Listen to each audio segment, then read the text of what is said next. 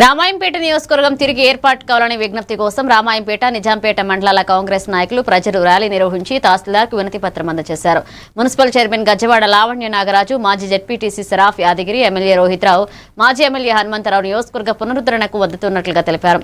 Rally Ambedkar విగ్రహానికి పూలమాలలు వేసి కొనసాగింది. రామాయంపేట మండల పరిధి నుంచి, రామాయంపేట మున్సిపాలిటీ నుంచి, అలాగే నిజాంపేట మండలం నుంచి కాంగ్రెస్ నాయకులకు, కార్యకర్తలకు అందరికీ నా యొక్క ధన్యవాదాలు తెలుపుకుంటున్నా. ఈ రోజు రామాయంపేట గతంలో ఉన్న ఆర్డీఓ ఆఫీస్ మన దగ్గర ఉండేది. రెవెన్యూ డివిజన్ కలిగిన రామాయంపేటను వదిలేసి మెదక్లో కలపడంలో పాత నియోజకవర్గ ప్రజల కోరిక మేరకు మాకు హనుమంతన్న గారికి ధన్యవాదాలు తెలుపుకుంటున్నాము.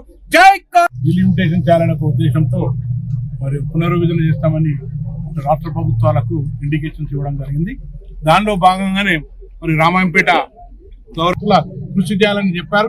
ఈ రోజు 3 ఏరియాల నుంచి ఇక్కడ రావడం జరిపింది. రామాయంపేట మండలం, రామాయంపేట మున్సిపాలిటీ మరి పిలుపు మేరకు మీరు కూడా స్వచ్ఛందంగా మా యొక్క కార్యక్రమాలు పాల్గొనాలని సందర్భంగా తెలియపరుచున్నాం. రామాయంపేట మున్సిపాలిటీలో రామాయంపేటకు నియోజకవర్గం కావాలని చెప్పి మా గౌరవ మెదక్ శాసనసభ్యులు మైనంపల్లి రోహిత్రావు గారు సారి ఆదేశాల మేరకు, మా తెలంగాణ టైగర్ హనుమంతన్న ఆదేశాల మేరకు కాంగ్రెస్ పార్టీ నిజాంపేట మండల్, రామాయంపేట మండల్, రామాయంపేట టౌన్ వర్గం మన డివిజన్ ఒక వ్యవస్థ కోల్పోవడం జరిగింది. ఏదైతే ఉందో వాళ్ళు ఈ కక్షపూరిత కుట్ర ఇడిచిపెట్టి మా ప్రతిపక్ష నాయకుడిగా, రాష్ట్ర ప్రభుత్వానికి ప్రతిపక్ష నాయకుడిగా మా రామాయంపేటకు డివిజన్కి మాకు తెలుస్తుంది. అది తప్పుకొని రామంపేటకు చేస్తే ఆయన కూడా రామంపేటకు కావాలని చెప్పి కోరితే రామంపేట 100% అభివృద్ధి చెందుతుందని చెప్పి తెలుస్తున్నాం.